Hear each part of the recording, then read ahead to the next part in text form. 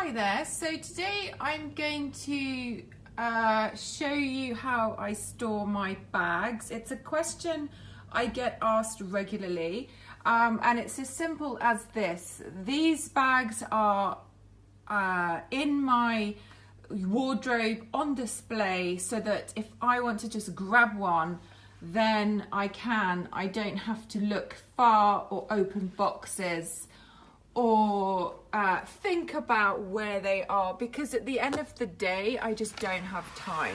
So I used to store them in the boxes. I have kept all the boxes and all the packaging, but most of my bags are out where I can see them easily. This is, say, looks like a t-shirt wardrobe, and I have some of my shoes there.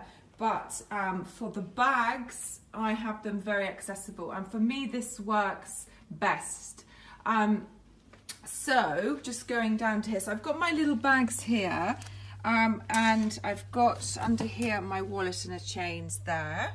Now, as you know, I've had my collection for a long time. What I would suggest to anybody starting a collection, particularly of Chanel bags, that you start with the classics. So as you probably all know, this was my first Chanel bag that I ever bought. Maybe 15 years ago, something like that. I mean, I'm ashamed to say I think I paid something like 12 or 1300 pounds in London. My second Chanel bag was this one, which actually I can show you doesn't have the flap. It was one of the last made that didn't have that inner flap. You know, when now they've got that section. Mine, and I actually kind of prefer it without the flap. I think they sit better like that. So those were the first two bags I got, and then soon after I sort of grabbed fun colours. I do have quite a few black.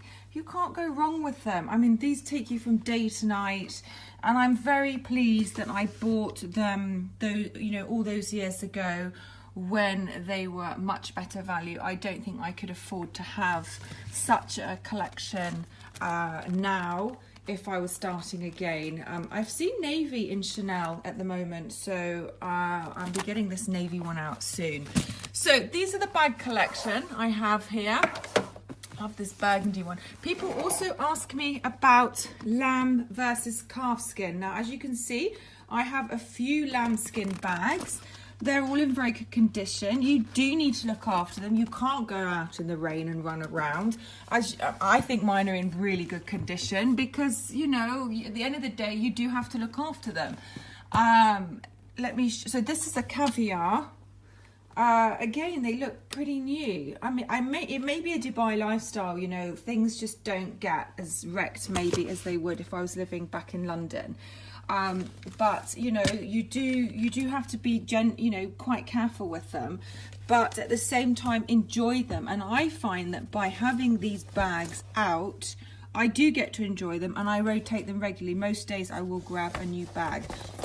And one final thing I will say on the Chanel bags is I love my collection of wallet and chains.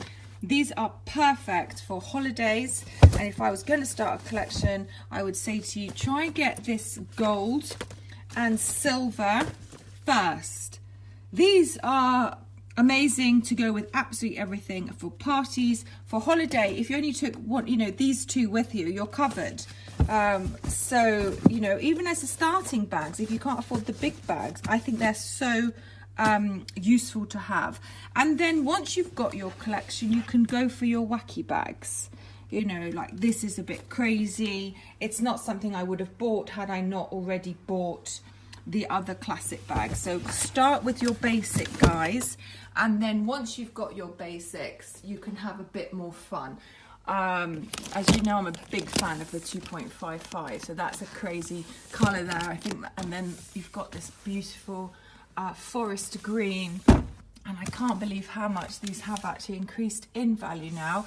So have you got that? Just get your classics, guys, and then you can really have some fun with your other bags, because these really are investment pieces. And if you've got bags, put them out, leave them out where you can see them, and that way you're guaranteed to really use them more and more. Any questions, do send me messages, and thanks for watching.